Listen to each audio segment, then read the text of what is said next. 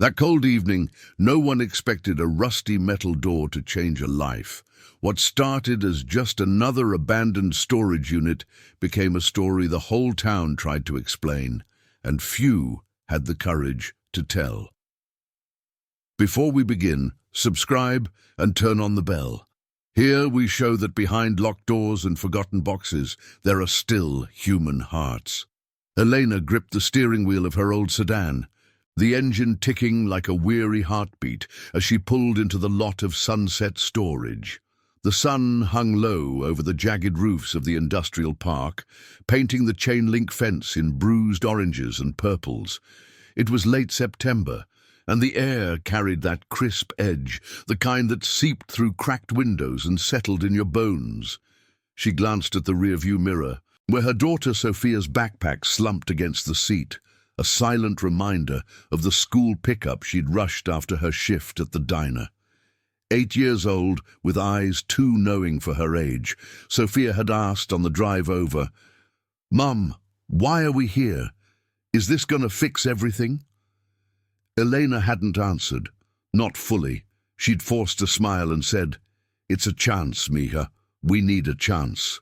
But inside, her stomach twisted like the faded asphalt under her tires. The storage facility stretched out before her, a long row of corrugated metal doors, each one a muted grey under the buzzing fluorescent lights that flickered to life as dusk deepened. The smell hit her first, dust and oil, mixed with the faint rust of rain on metal and beyond the fence. The distant hum of traffic on the highway, indifferent to the quiet desperation playing out here. She'd heard about the auctions from a regular at the diner, an old-timer named Hank, who swept floors at the facility part-time. "Abandoned units," he'd said over his coffee, his voice gravelly from years of smokes. People skip out on payments, leave their junk behind. Sometimes it's gold, sometimes it's garbage. But for a single mom like you, Elena, it's a shot at something better. She'd scraped together the last of her savings, $450 from tips and a pawned necklace that had been her mother's, for the bid. The unit had gone cheap, number 47, because no one else seemed interested. Whispers at the auction. Looks like industrial stuff, weird shapes in the preview photo. But Elena didn't care. Bills piled on the kitchen table at home, rent overdue, Sophia's asthma meds running low, the electric notice glaring red. Her husband, Marco, had been gone 2 years now, car accident on that same highway, leaving her with grief that felt heavier than any load she could imagine. This unit, it was her Hail Mary. She parked near the entrance, the gravel crunching under the tires. Sophia stayed in the car, nose buried in a library book about far-off adventures Eleanor could never afford. Eleanor signed the release form at the office, her hand steady despite the tremor in her chest. The manager, a wiry man with a name tag reading Ray, handed her the key without much fanfare. "Unit's yours. Clean it out within 30 days, or we charge extra. No refunds." His eyes flicked to her beat-up car, then away, like he knew the math of lives like hers. The corridor between the units was narrow, the air cooler here, echoing with the faint drip of a leak somewhere unseen. Elena's sneakers scuffed against the concrete, each step amplifying the quiet. She stopped at door 47, its paint peeling in curls like old skin. The padlock was already cut from the auction, hanging open like a broken promise. She paused, key in hand, the metal warm from her pocket. What if it was nothing? Just boxes of someone else's forgotten clothes, tangled extension cords, the debris of a life derailed. Or worse, mouldy furniture, vermin nests, things she'd have to haul to the dump on her one day off. Her breath caught, a small sound in the vastness. Marco would have laughed, clapped her on the back. "Go for it, Lena. What's the worst that can happen?" But he wasn't here to share the risk. With a deep breath, she slid the key into the lock and turned it. The door groaned upward on rusty rollers, the sound scraping like nails on her nerves. Dim light from the corridor spilled in, illuminating shapes in the gloom. Not the chaos she'd braced for. Instead, neat stacks of blue containers, plastic, industrial grade, the kind you'd see on loading docks or in warehouses. They were uniform, about the size of footlockers, maybe 2 feet square, arranged in rows like soldiers at attention. A dozen, maybe more, filling half the unit's space. The air that wafted out was musty, laced with a chemical tang, like old plastic and something faintly metallic. No dust on the tops, no cobwebs. Whoever had left this had packed it with purpose, then vanished. Elena's hand hovered at the edge of the door, her pulse thudding in her ears. She stepped inside, the concrete cool underfoot, and ran her fingers over the nearest container. Smooth, sealed with heavy latches, no labels. Blue like the sky on a clear day, but here in the shadows they looked almost ominous, holding secrets she wasn't sure she wanted. One corner of the unit held a few loose items, a clipboard with faded paperwork yellowed at the edges, and a single work glove, stiff with disuse. She picked up the clipboard, squinting at the scrawled notes in the low light. Dates, numbers, abbreviations she didn't recognize. Batch 23, secure. Her mind raced. Chemicals, tools, something valuable she could sell, or hazardous waste, the kind that could poison her dreams before it touched her hands. She glanced back at the open door, the corridor empty, Sophia's silhouette small in the car, the weight of it all pressed down, the risk she'd taken, the what-ifs swirling like the dust motes in the air. This wasn't junk. This was something deliberate, abandoned in haste. Part of her wanted to drag one container out right then, pry it open under the fading sun. But fear rooted her. What if it was dangerous? What if opening it unleashed trouble she couldn't outrun? Elena's throat tightened, memories flashing. Marco's laugh in their tiny kitchen. Sophia's first steps, the endless nights crying over statements that never balanced. She couldn't afford another mistake, not with her daughter's future hanging by this thread. Carefully, she lowered the door again, the clang echoing like a finality. She locked it, the key heavy in her palm, and walked back to the car, the sunset now bleeding red across the yard. Sophia looked up as she slid into the driver's seat. "What was it, Mom?" Eleanor started the engine, the hum filling the silence. "Just stuff. We'll check it tomorrow."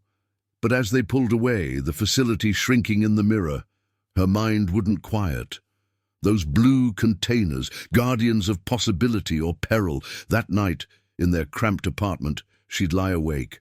Bills scattered on the bed like accusations, treasures that could pay off the debts, buy Sophia new shoes, maybe even a community college class for herself. Or evidence of something darker, stolen goods, toxic spills, a trail leading back to owners who wouldn't take kindly to her meddling. The fear gnawed, mingled with a fragile hope. By morning she'd return. She had to. For both of them. The apartment was a shoebox on the 3rd floor of a sagging brick building, the kind where the walls held echoes of neighbors' arguments and the faint scent of yesterday's takeout. Elena flicked on the single lamp in the living room, its yellow glow casting long shadows over the mismatched furniture, Marco's old recliner still bearing the indent of his body, and Sophia's toy chest overflowing with hand-me-down dolls. She tucked her daughter into bed with a story about a brave explorer finding hidden maps. But her voice wavered, the words blurring with the images from the unit. Sophia's eyes, heavy with sleep, searched her face. "Mom, you look scared. Is the stuff bad?" Elena smoothed the blanket, forcing steadiness into her touch. "No, Mija, just unexpected. We'll figure it out." She kissed Sophia's forehead, the warmth a brief anchor against the chill settling in her chest. In the kitchen, she poured a glass of water, the faucet groaning like the storage door had earlier. The bills waited on the table, a stack of red-stamped envelopes, rent, utilities, the pharmacy receipt for Sophia's inhaler that she'd torn up in frustration last week. $200 overdue. Marco's life insurance had dried up months ago, eaten by funeral costs and the first wave of debts.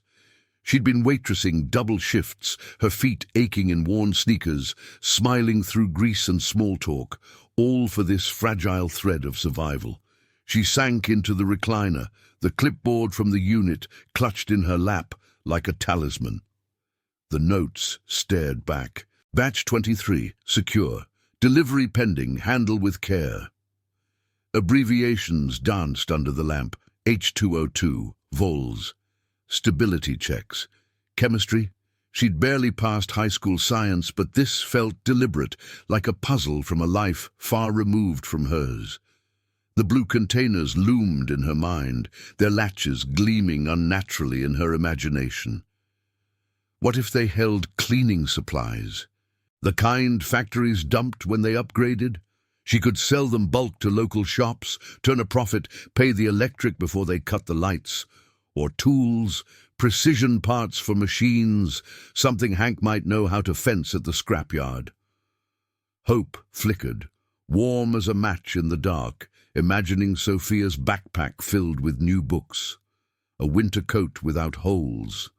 But the shadows twisted it. What if it was worse? Chemicals, the hazardous kind, barrels disguised as boxes, left behind by some fly-by-night operation that poisoned the ground and skipped town. Elena's hand trembled on the glass, water sloshing. She'd seen the news, abandoned sites cordoned off, families displaced, kids with unexplained rashes. Sophia's asthma, already a thief of her breaths during allergy season. What if this unleashed something irreversible, or stolen goods marked for a heist gone wrong? Her pulse quickened, picturing men in dark trucks circling back, demanding what was theirs with threats sharper than any knife. Marco had worked construction, known rough types. He'd warned her once about owing the wrong people. Keep your head down, Lena. Some doors stay shut for a reason. Sleep evaded her, the clock ticking past midnight. She paced the linoleum, the floor cool and sticky under her socks. Memories surfaced unbidden. Marco's calloused hands fixing the leaky sink, his voice promising they'd buy a house someday, away from this grind. Now it was just her, the weight of choices pressing like the humid air before a storm. By 3 a.m., exhaustion pulled her to bed, but dreams tangled the containers into a labyrinth. Blue walls closing in, whispers of secure echoing like accusations. She woke to dawn's grey light filtering through thin curtains, Sophia already up, humming in the kitchen over cereal.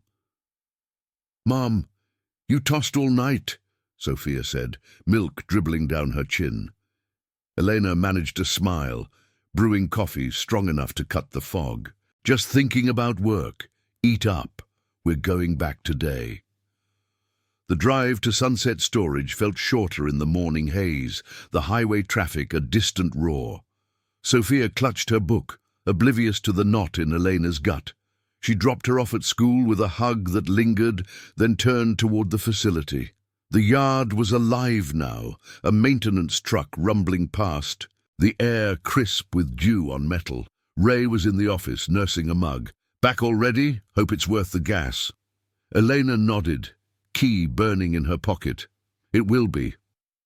The corridor was brighter under the sun, slanting through high windows, but the quiet pressed heavier, footsteps echoing off the doors. At Unit 47, she hesitated again, palm flat against the cool metal. The night had amplified every doubt, but turning back meant admitting defeat, another month scraping by on tips and pride. With a steadying breath, she unlocked and rolled the door up, the screech less jarring in daylight. The blue containers waited, unchanged, their surfaces catching the light in subtle sheen.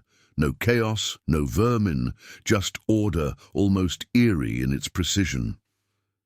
She stepped inside, the air still carrying that chemical tang, sharper now, like bleach mixed with something acrid. Starting with the nearest stack, she knelt, fingers fumbling the latches. They were heavy-duty, the kind that required a firm tug. The first one resisted, then popped open with a hiss of releasing pressure. Inside, rows of glass vials, nestled in foam padding, filled with a clear liquid that shimmered faintly, labels in crisp print, hydrogen peroxide, 3% solution, medical grade. Eleanor's breath caught. Not waste. Legitimate supplies, the kind hospitals or labs used for sterilization.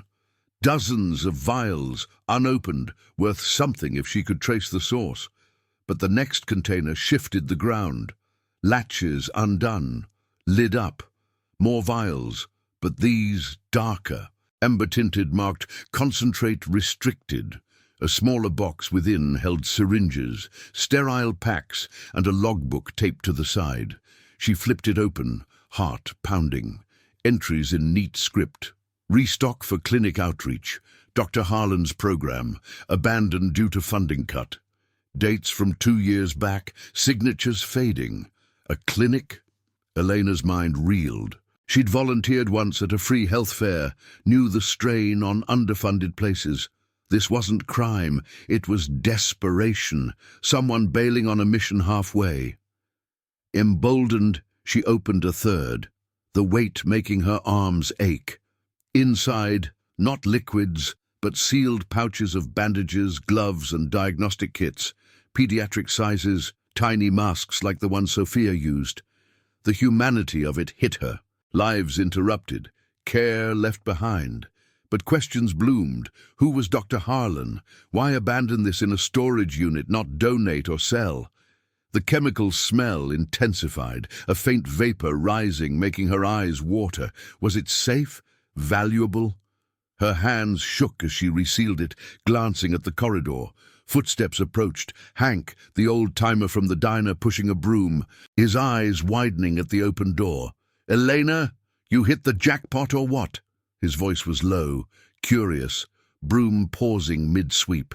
She straightened, wiping her palms on her jeans. I don't know yet. Come see."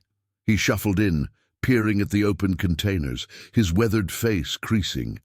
Medical stuff looks legit but restricted like that. Could be from a shutdown operation. My cousin worked labs, says things get ditched when grants dry up. But careful, girl. Some of this might need permits to move.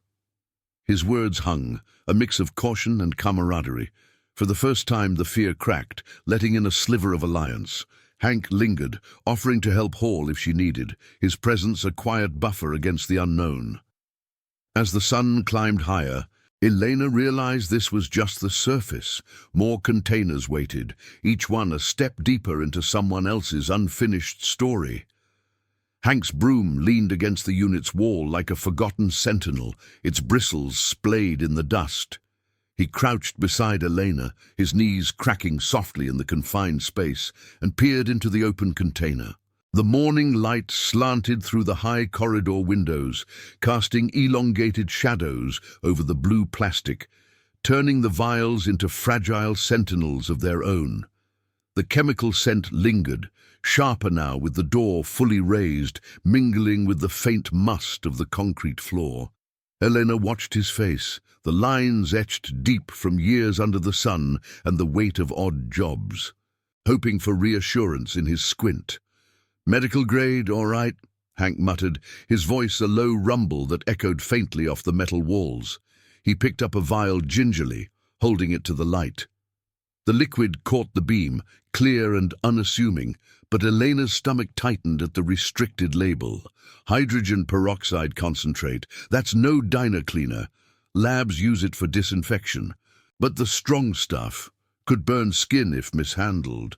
And these syringes... Pediatric, you said? He set it down carefully, as if it might bite, and straightened, rubbing his chin. "Reminds me of that clinic mess a couple years back. Dr. Harlan's outfit, mobile health van, serving the outskirts. Folks said it shut down overnight. Funding vanished, or so the rumor went." Elena's pulse quickened, the clipboard's notes burning in her memory. She nodded, her fingers tracing the edge of another container, the plastic cool and unyielding under her touch. "The log mentions him. Outreach program. But why leave all this here? It's not junk, it's useful." Hope stirred again. Visions of selling the supplies to pharmacies or clinics, enough cash to cover Sophia's meds for months, maybe even a down payment on a better place. But doubt crept in, like the draft from the corridor, carrying the distant hum of a truck shifting gears outside. What if it was more than abandonment, stolen, diverted from a hospital, the kind of thing that drew audits or worse? "Let's see what's in the next one," Hank said, his tone steady, like he'd talked down bigger worries in his time. He helped her drag the second stack forward, the containers scraping against the floor with a dull rasp that set her teeth on edge. The latches were stiffer here, caked with a thin layer of residue, perhaps from humidity or hasty sealing. Elena's hands, calloused from diner trays and endless laundry, fumbled the first one open.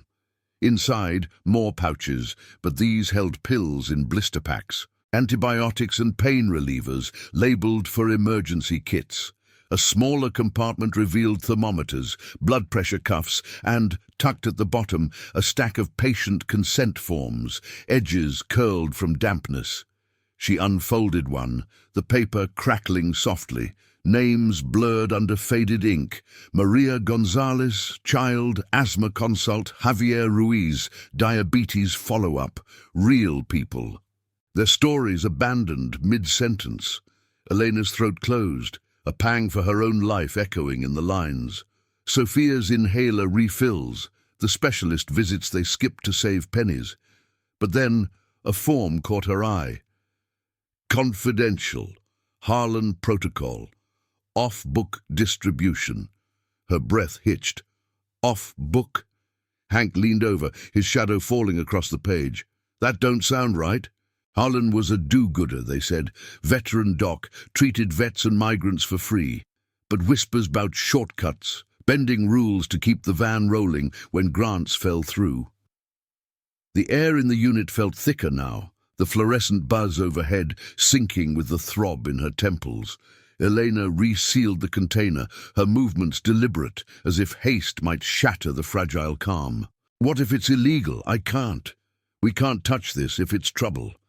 Images flashed, police lights flashing on her apartment building, Sophia confused and scared, social services knocking because a desperate mum crossed a line.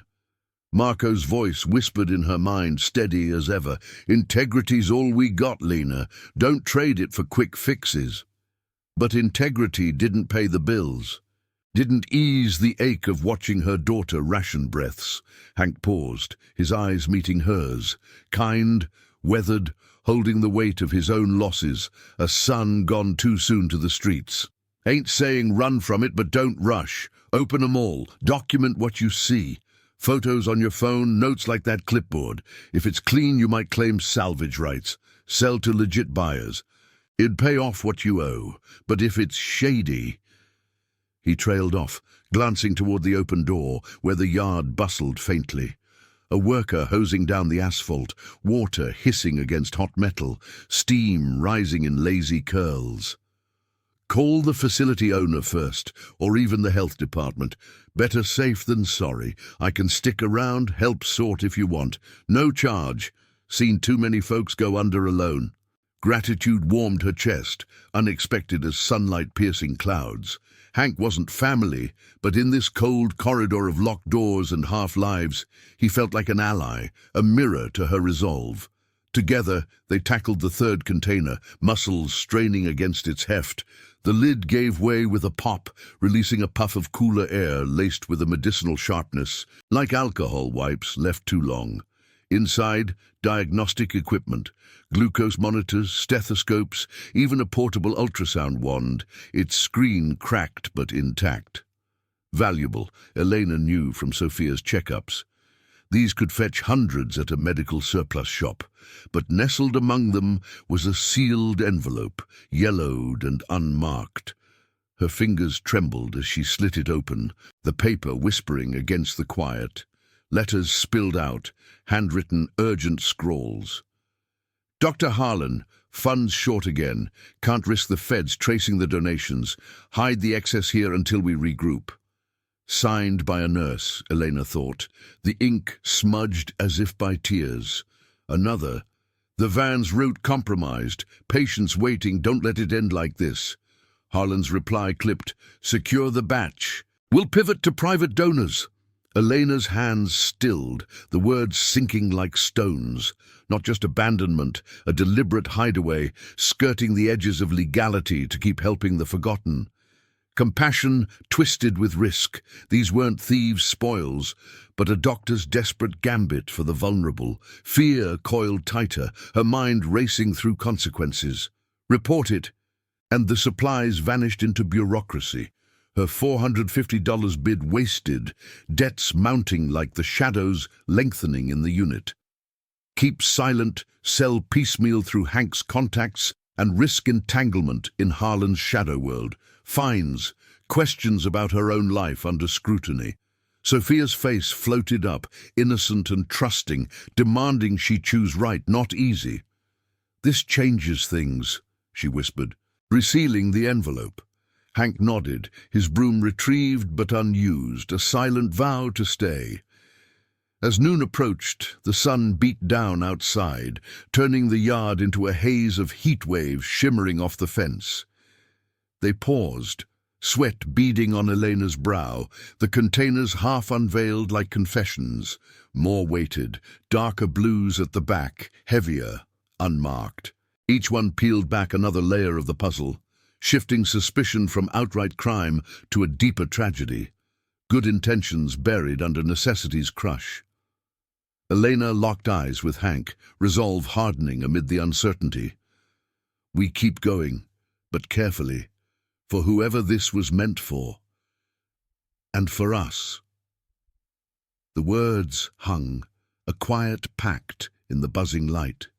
As the moral weight settled heavier than any box, the afternoon sun clawed its way through the narrow windows at the end of the corridor, turning the air in Unit 47 into a stifling haze. Elena wiped her forehead with the back of her hand, the salt of sweat stinging her eyes as she and Hank maneuvered the next container forward. The blue plastic scraped against the concrete, a low grind that reverberated through her bones, syncing with the distant rumble of a delivery truck outside. The chemical tang had grown more insistent, now layered with the faint, earthy scent of aged paper from the letters they'd uncovered. Hank's presence grounded her, his steady breaths, the occasional grunt as he lifted. But the revelations twisted like vines in her chest, pulling her between hope and dread. These heavier ones at the back, Hank said, his voice hushed, as if speaking too loudly might summon the ghosts of Dr. Harlan's operation. He nodded toward the shadowed rear of the unit, where 3 larger containers loomed, their surfaces scuffed and dustier than the rest, as if they'd been shoved in last, in a hurry. Elena's fingers, still tingling from the envelope's brittle edges, hesitated on the latch of the nearest. The metal was colder here, away from the light, and she could feel a faint vibration through the floor. Perhaps the facility's old HVAC system humming beneath, or just her own pulse betraying her nerves. What if they're the restricted stuff, the kind that gets you in real trouble? Hank met her gaze, his eyes steady under the brim of his faded cap. Then we stop and think. Ain't no shame in walking away from fire. But he didn't move to leave, and neither did she. With a shared nod, she flipped the latches, the clicks sharp in the quiet. The lid resisted, sealed tighter than the others, and when it finally gave, a rush of cooler, drier air escaped, carrying a sterile chill that prickled her skin. Inside, rows of sealed boxes, each marked with biohazard symbols in stark red ink. Gloves, masks, full-body suits folded neatly, the fabric crisp as if never worn. Deeper in, vacuum-sealed bags held vials of what looked like vaccines, labels faded but legible. Flu strain, expired 2022. Do not discard. Refrigeration chain broken. Elena's breath caught, the implications crashing like the wave of heat from the yard beyond the door. Expired but salvageable, or dangerous, a liability waiting to poison her fragile shot at stability. She reached for one of the smaller boxes, her hand trembling slightly, and pulled out a stack of protocols, printed guidelines for mobile clinics, stamped with Harlan's name and a now defunct non-profit logo. "Emergency response kits," she read aloud, her voice barely above the buzz of the lights. "For underserved areas, but these dates. This was meant for the front lines, wasn't it? Pandemics, outbreaks." Hank whistled low, kneeling to inspect a suit. "Yeah, my cousin mentioned something like that." Harlan pushed boundaries, got grants for vets, but when COVID hit he went rogue, sourcing off-market to keep vans running. Feds cracked down on unlicensed distribution. Shut him out. The words hung heavy, the unit's confines feeling smaller, the walls pressing in with the weight of unspoken rules broken. Eleanor resealed the container, her mind reeling through scenarios. These supplies could equip a community center, save kids like Sophia from preventable ills, or draw investigators sniffing for black market dealings. Selling them meant crossing into Harlan's grey world, quick cash for debts, but at what cost to her conscience? Calling authorities now would end it clean, but erase her investment, leaving her right back at the diner's counter. Feet throbbing over spilled coffee. Marco's memory tugged at her, his quiet integrity in facing layoffs without bitterness, teaching her that shortcuts eroded the soul. They moved to the next heavy one, the effort pulling sweat down her back, soaking her shirt against the humid air. Hank steadied it as she worked the latches, his calloused hands a reassuring contrast to her own. This lid popped easier, revealing not just medical gear, but personal echoes. A laptop, battered and password-locked, its screen spiderwebbed from a fall, USB drives scattered like forgotten teeth, and a photo album, edges frayed, tucked in a corner. Elena's heart stuttered as she lifted the album, the cover soft under her fingers. Smelling faintly of vanilla, someone's attempt at normalcy amid chaos. Flipping it open, faces stared back. Harlan, a gaunt man in his 50s with kind eyes shadowed by exhaustion, posing with patience in a makeshift tent. Migrants with bandaged arms, children clutching stuffed animals, a veteran in a wheelchair smiling faintly. Notes scrawled in margins. Batch 24, delivered to border camp. Impact, 150 lives. But deeper pages shifted the tone, news clippings yellowed with age, headlines screaming, "Health scandal, unlicensed meds seized." Harlan's face in mugshot grain, charges for improper handling, fines that bankrupted the program. A final entry, dated just before the unit's abandonment. "Can't let it go to waste. Hide until I can fight the appeal. For them." Elena's eyes burned, tears blurring the ink. This wasn't greed, it was a man's unraveling, pouring everything into healing the overlooked, until the system crushed him. Rumors Hank shared painted the rest. Harlan's death 6 months later, heart attack in a motel, alone and disgraced. No family to claim his work, just these blue guardians left to moulder.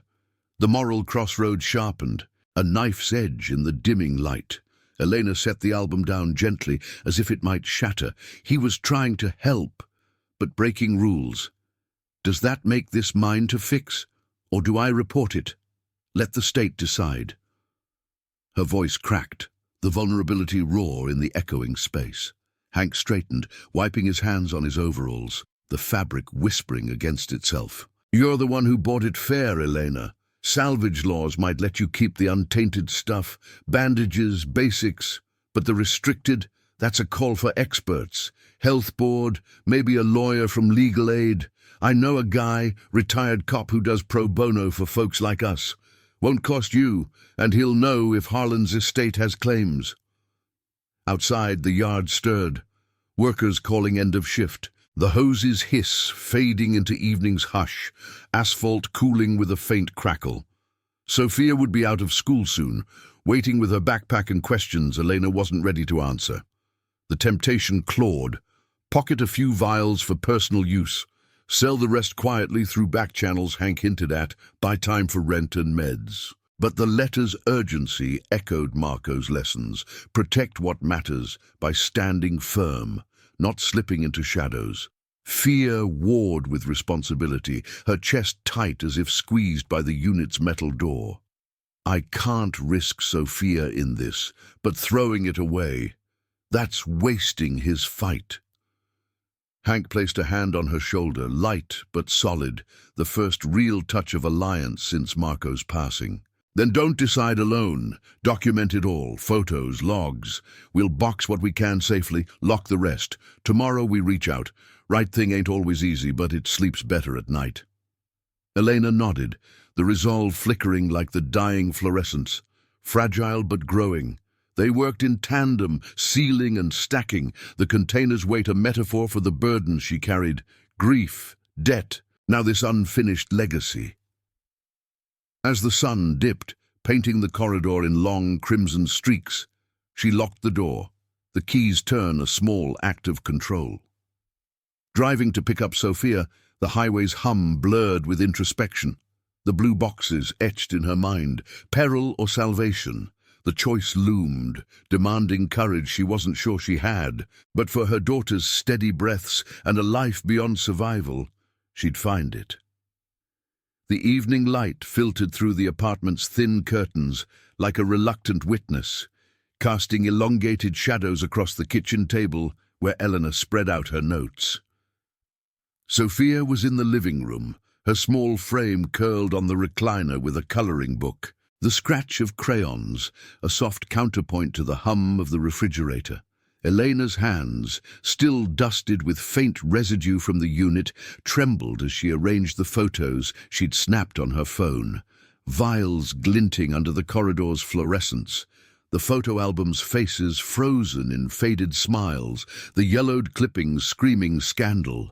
The chemical scent clung to her clothes, a ghost of the day's revelations, mixing with the faint aroma of reheated beans from dinner. Her mind replayed Hank's words.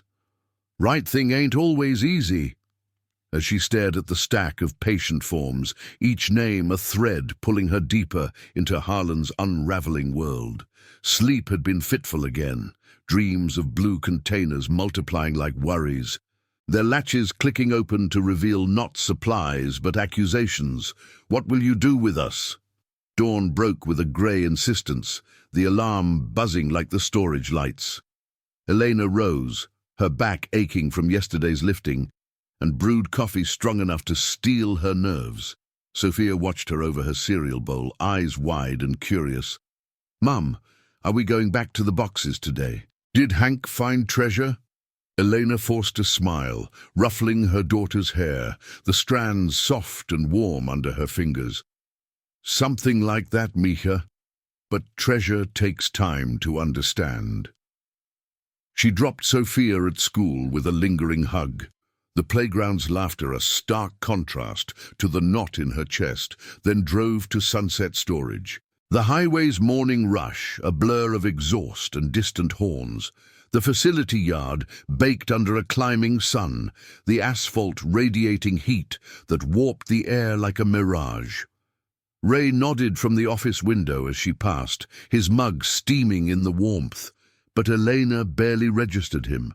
The corridor felt narrower today, the concrete walls echoing her footsteps with a hollow insistence, as if the building itself sensed her turmoil. At Unit 47, the door rolled up with less resistance now, the screech familiar, almost welcoming. The remaining containers waited in the dim interior, their blue forms less ominous in the slanting light, but no less heavy.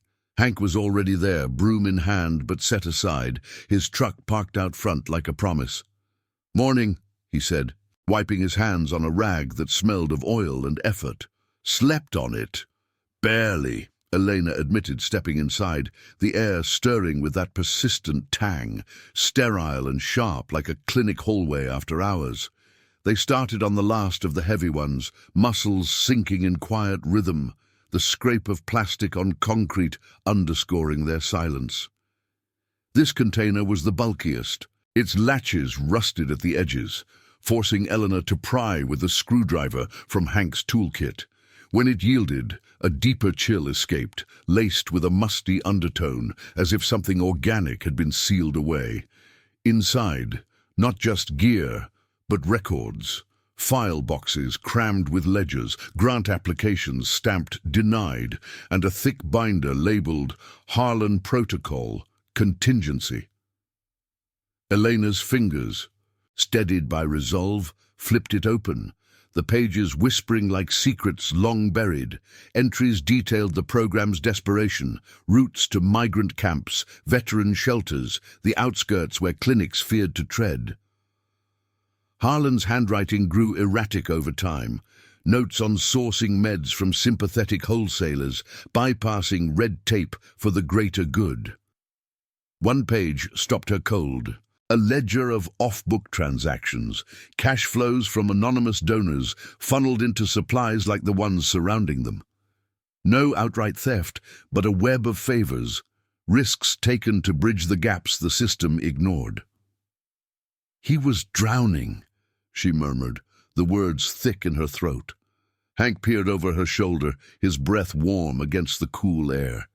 "Yeah, docs like him burn out fast. My nephew was a medic, saw the same in war zones. Rules save lives, but they strangle them too." The revelation reframed the blue boxes, not contraband, but lifelines cut short by bureaucracy's blade. But escalation came swift as they unearthed the final container, tucked in the unit's shadowed corner like a final confession. It was lighter, almost deceptive, its latches smooth from recent use. The lid lifted easily, releasing a puff of dry, papery scent. No chemicals this time, just the faint vanilla of aged glue. Inside, personal effects, intimate in their chaos. A wallet, leather-cracked, holding Harlan's ID, his face thinner than in the photos, eyes hollow, a few faded bills and a business card for a grief counselor. Beside it, a journal, cover worn soft, pages filled with Harlan's scrawl, doubts about the program's toll, entries about a wife lost to illness years prior, the irony of healing others while his own life frayed. "Can't stop now," one read. "They need me more than I need peace." Tucked between pages, a letter unfinished addressed to a daughter. "If you're reading this, forgive the mess I left. It was for the forgotten, like your mother was." Elena's vision blurred, tears tracing hot paths down her cheeks, the journal heavy in her lap like Marco's unspoken regrets. This man, disgraced in headlines, had poured his grief into these containers, hiding them to evade seizure, hoping for a comeback that never came. His death, alone, as Hank confirmed from old news, left no heirs, just this echo of purpose. The moral weight crushed her. These supplies could rebuild her life, sold piecemeal to fund Sophia's future, a quiet nod to Harlan's intent. Or report it all, let authorities dismantle the legacy, claiming only scraps under salvage laws, her $450 a lesson in caution. But touching the restricted vials meant inheriting his risks, inspections, questions about her own hardships, the glare of a system that judged single mums harshly. Hank's hand on her arm pulled her back, his touch paternal, steady. "It's human, Elena. All of it. He chose compassion over comfort, same as you're wrestling now." Outside, the yard hummed with midday life, a worker's radio crackling faintly, the sizzle of heat on metal. But inside, time suspended, the crossroads stark. "Call the health department," as Hank urged, "and preserve integrity. Perhaps even donating the usable parts in Harlan's name, turning loss into quiet justice. Or close the door. Walk away. Let the unit's contents fade into obscurity. Her debts unchanged, but conscience clear." Sophia's face surfaced, her daughter's breath steady only because of choices like this, protecting the vulnerable. Even when it cost. By afternoon slant, they resealed everything, photographing methodically, the flash stark against the gloom. Eleanor locked the door, the key's turn echoing her decision's hinge. Tomorrow, she'd contact that retired cop Hank knew. Seek legal clarity without haste. The drive home blurred, the sun dipping low, painting the highway in golds that mocked her in a storm. At the apartment, Sophia's hug grounded her, small arms fierce. "Did you find the good stuff, Mom?" Elena knelt, meeting her eyes. "I think so, mija. The kind that matters." That night, bills untouched on the table, she lay awake, the blue containers a bridge between her grief and Harlan's, fear yielding to a fragile hope, the courage to choose right, forging a path beyond mere survival. The next morning dawned with a relentless clarity, the sun slicing through the apartment's curtains like a scalpel, illuminating the scattered photos on the kitchen table. Elena hadn't slept much, her mind a whirlpool of Harlan's journal entries, the weight of his unfinished letter pressing against her ribs like an unhealed bruise. Sophia's school bus rumbled away outside, its brakes squealing faintly through the open window, leaving the apartment in a hush, broken only by the drip of the coffee maker. She gathered the phone, the binder of protocols, and a few key documents into a worn canvas bag, her hands steady despite the tremor in her core. Hank's contact, the retired cop Tom Reyes, had agreed to meet at the diner where she worked. Neutral ground amid the clatter of plates and the sizzle of bacon. The drive to the facility first felt obligatory, a ritual to check the unit before the meeting. The yard was quiet, dew still clinging to the chain-link fence, evaporating in wisps as the heat built. Elena's sneakers crunched on the gravel, the air carrying the sharp tang of wet asphalt mixed with the faint chemical echo from yesterday. At Unit 47, she rolled the door up swiftly, the metal groaning in protest, sunlight flooding the space and turning the blue containers into stark silhouettes. Nothing disturbed, no signs of intrusion, just the orderly stacks waiting like patient witnesses. She snapped a few more photos, the camera's click echoing off the walls, then locked it again. The keys jingle a small tether to control. As she walked back to her car, Hank pulled up in his truck, dust swirling in his wake. "Heading to see Tom?" he called, leaning out the window, his face etched with concern under the morning glare. "Yeah, figured it's time to get eyes on this that aren't just ours." Elena gripped the bag strap, the leather biting into her palm. Hank nodded, his engine idling with a low rumble. "Smart. Tom's straight. 20 years on the force, now helps folks like us navigate the mess without drowning. Tell him I sent you." She drove away with his words as ballast, the highway unfolding in a blur of semis and faded billboards, her thoughts drifting to Harlan's daughter, the letter's plea hanging unfinished. What if she was out there, searching for closure? The moral pull tightened, reporting this could honor his intent, but it might bury the supplies in red tape, leaving Eleanor with nothing but echoes. The diner smelled of grease and fresh brew when she arrived, the fluorescent lights buzzing overhead like persistent doubts. Her shift didn't start for hours, but the familiarity steadied her.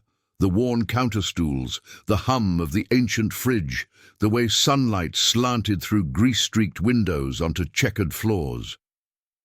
Tom Reyes waited in a corner booth, a broad-shouldered man in his 60s with salt and pepper hair and a face mapped by quiet authority, nursing a black coffee.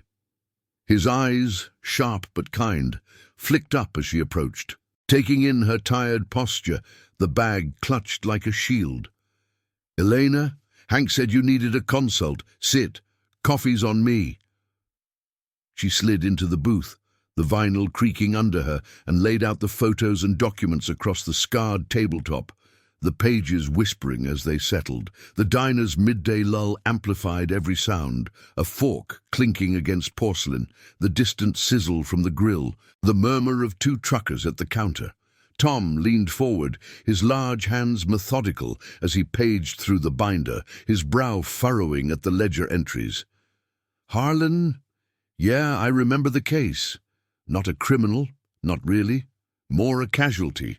Pushed too hard, sourced meds through back channels to keep his vans running during the shortages. Feds hit him with distribution violations, seized what they could find. But this?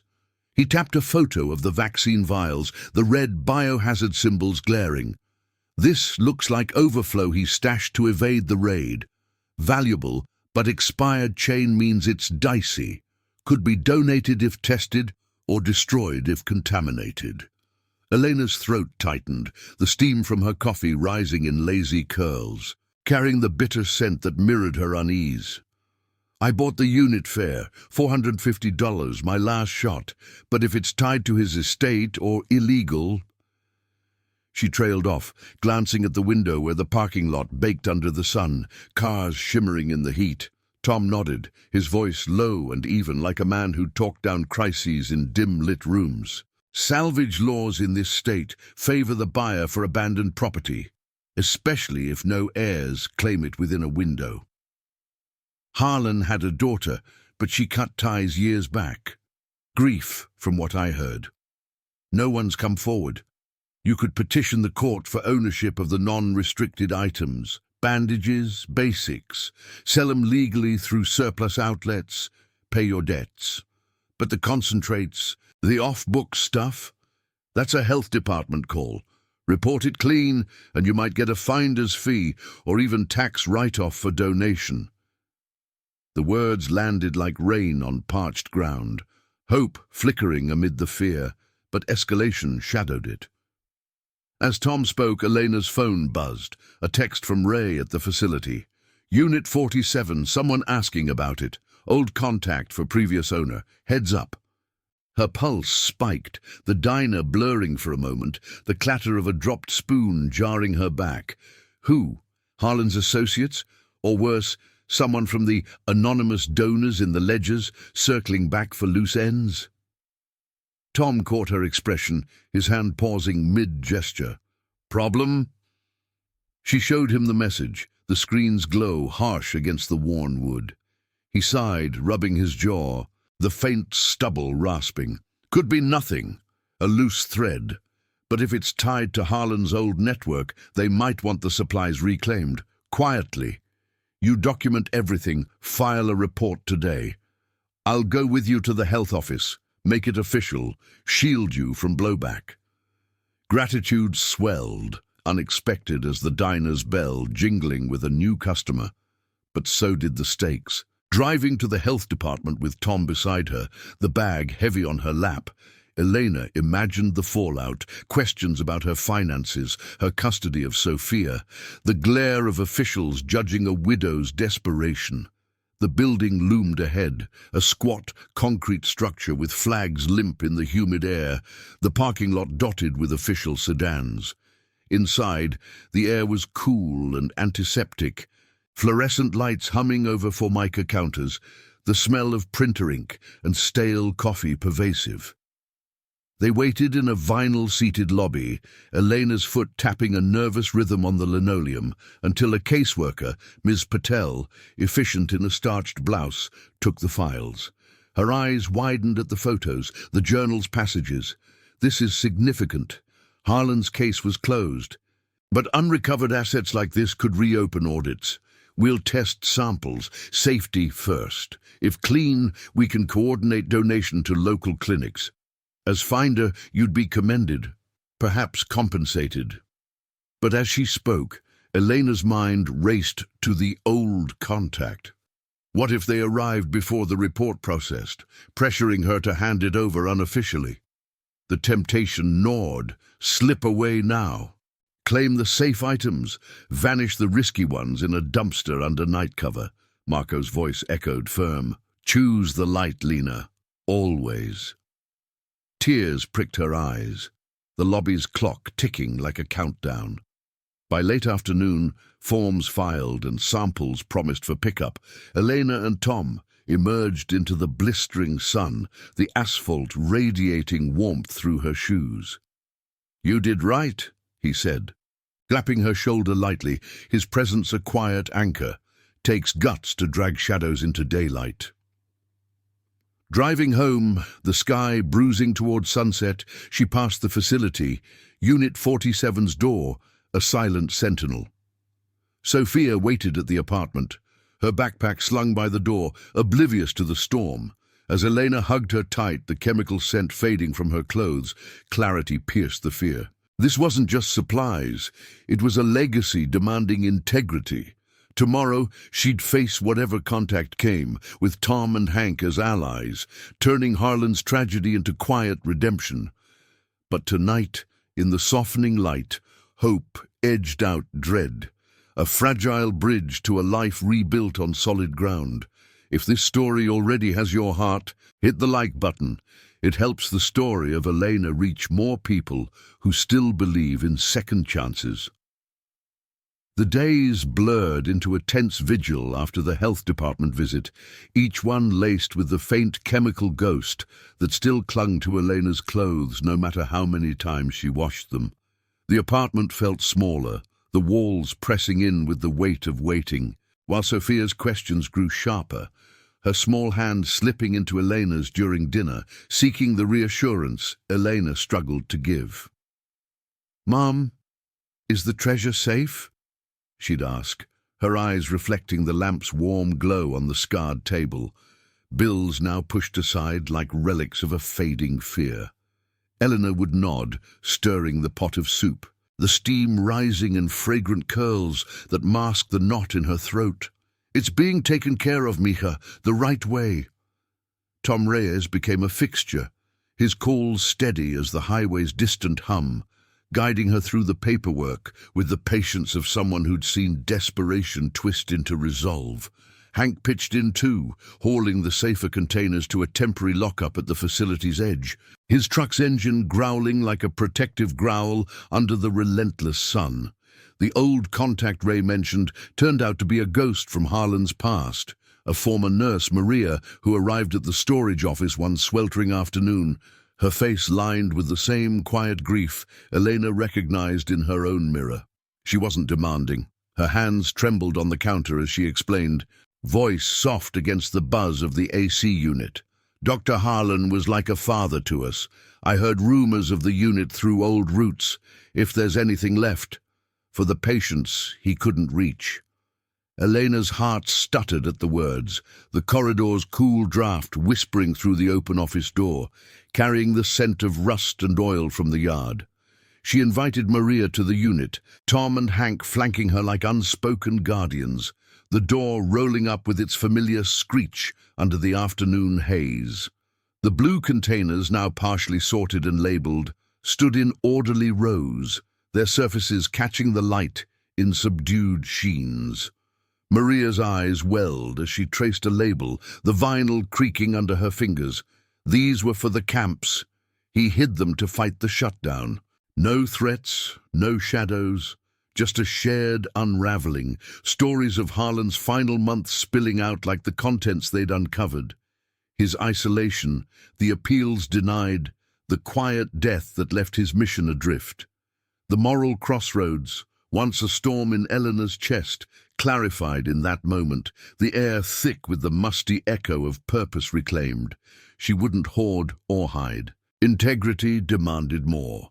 With Tom's pro bono filing and the health department's oversight, they documented every vial, every ledger, turning the unit into a catalogue of redemption. The restricted items, concentrates and expired vaccines, went for testing, most deemed safe enough for controlled donation to border clinics, Maria coordinating the handoff with a gratitude that warmed the cold concrete. The non-restricted supplies, bandages, pediatric kits, diagnostic tools, fell under salvage laws, Elena petitioning the court as the rightful owner. No heirs contested. Harlan's daughter reached through public records, sent a brief note via Tom. "Let his work live on. Thank you." The decision settled like dusk over the industrial roofs, quiet but profound, fear yielding to the courage of clarity. Elena chose the honest path, not for glory, but for the sleep that finally came without dreams of scraping latches or shadowed figures. It cost her the quick windfall she'd imagined, the $450 bid stretched thin in legal fees, but it preserved her dignity, shielding Sophia from the taint of shortcuts. Hank clapped her on the back as they cleared the last container. His calloused hand rough against her shoulder, the yard's asphalt cooling under their feet, steam rising from recent rain. "Proud of you, girl. This ain't just stuff. It's a bridge." Tom nodded from his truck, his taillights fading into the evening traffic, a silent supporter woven into her unraveling life. Rebuilding began in fragments, practical as the diner's coffee refills, each step a stitch mending the frayed edges of survival. The court awarded her the salvage value of the usable gear, $8,000 after fees, enough to clear the overdue rent, stock Sophia's inhaler for a year, and tuck a small emergency fund under the mattress. Elena sold the basics through a licensed medical surplus broker Maria connected her to, the checks arriving like hesitant breaths of relief, the ink crisp against the envelope's white. No small business sparked overnight, but opportunity bloomed in quiet ways. The health department commended her find, linking her to a community aid program that trained volunteers in basic medical logistics.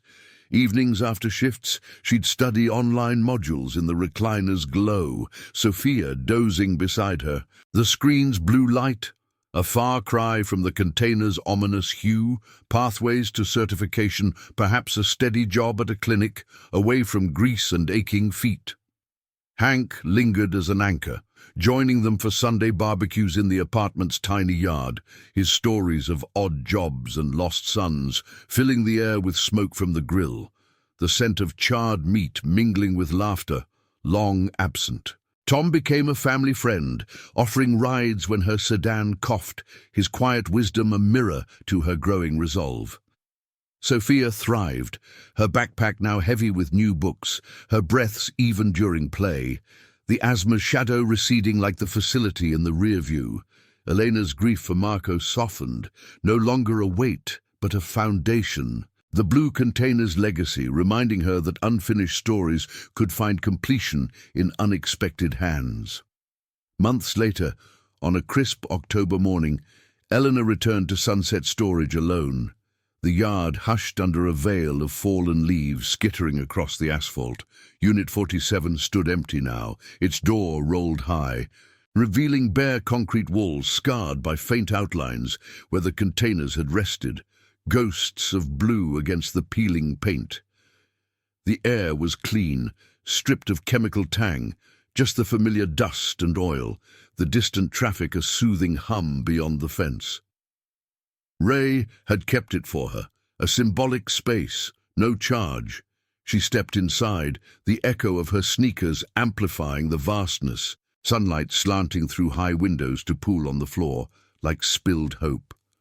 A note waited, taped to the back wall. Maria's handwriting, steady and grateful. "The clinics are stocked because of you. Harlan would have approved. Dinner soon?" Elena's fingers traced the words, a small smile breaking through the quiet reflection. Doors like this one, once locked against desperation, now stood open to possibility, the kind of courage that didn't roar but whispered change into the ordinary. As she locked it one last time, the key light in her palm, she walked into the light, her life no longer defined by risk, but by the integrity that quietly rebuilt it. Subscribe for more stories of compassion, justice, and redemption. Thank you for watching the case of Elena and the Blue Containers. See you in the next one.